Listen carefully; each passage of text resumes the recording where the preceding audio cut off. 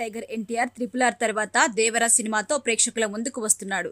ఈ సినిమా మరికొద్ది రోజుల్లో ప్రపంచవ్యాప్తంగా రిలీజ్ కాబోతోంది. సెప్టెంబర్ 27న ఈ సినిమాను గ్రాండ్ గా విడుదల చేసేందుకు రంగం సిద్ధం చేశారు. అయితే ఈ సినిమా విడుదల డేట్ దగ్గర పడుతుండటంతో ఫ్యాన్స్ లో టెన్షన్ మొదలైంది.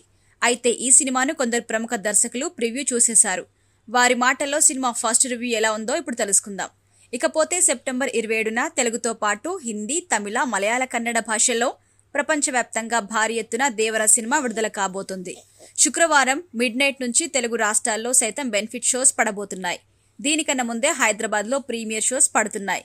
ఈ సినిమాను హీరో, దర్శకులు రాజమౌళి పలువురు ఫైనల్ కాపీని హైదరాబాద్ లో చూశారు. మరి సినిమా ఎలా ఉందో ఫ్యాన్స్ తో పంచుకున్నారు. ఇక ఫస్ట్ రివ్యూ ఇదే అనుకోవచ్చు. సెకండ్ హాఫ్ చాలా బాగుంది, చివరి అరగంట అయితే అదిరిపోయింది అని సన్నిహితులకు తెలియజేశారట. దాంతో ట్రేడ్ వర్గాలతో పాటు ఫ్యాన్స్ లో సంతోషం వ్యక్తమవుతుంది. ఈ సినిమాపై అంచనాలు పెరుగుతున్నాయి. సినిమా ఇంకో 4 రోజుల్లో విడుదల కాబోతోంది. సినిమాను ఎప్పుడెప్పుడు స్క్రీన్ మీద చూస్తామా అని ఫ్యాన్స్ ఈగర్ గా వెయిట్ చేస్తున్నారు.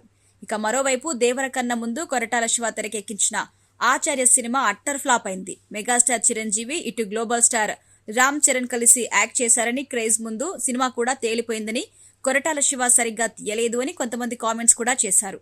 ఆచార్య లాగా ఈ సినిమా కూడా దెబ్బేస్తుందా అనే అనుమానాలు కూడా జనాల నుంచి బయటకొచ్చాయి. ఇక దేవరా సినిమాపై ఆచార్య ఎఫెక్ట్ ఏమీ పడలేదు. ప్రేక్షకుల్లో ట్రేడ్ సర్కిల్స్ కి సినిమాకి భారీ డిమాండ్ ఏర్పడింది. దాంతో కొరటాల శివకి కొంత రిలీఫ్ వచ్చిందని చెప్పొచ్చు.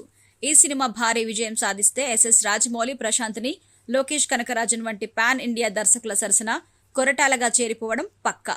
పాన్ ఇండియా సినిమాగా దేవరా మూవీ రాబోతోంది. ఇక దేవరాలో ఎన్టీఆర్ డ్యూయల్ రోల్ చేయగా అందులో కొడుకు క్యారెక్టర్ సరసన జాన్వీ కపూర్ హీరోయిన్ గా నటించారు. విలన్ తరహా కీలక పాత్రలో బాలీవుడ్ స్టార్ సైఫ్ అలీ ఖాన్ కనిపించబోతున్నారు. ఇక వీరితో పాటుగా పలువురు కీలక పాత్రలో నటిస్తున్నారు. అనిరుద్ధ్ సంగీతం అందిస్తున్నారు.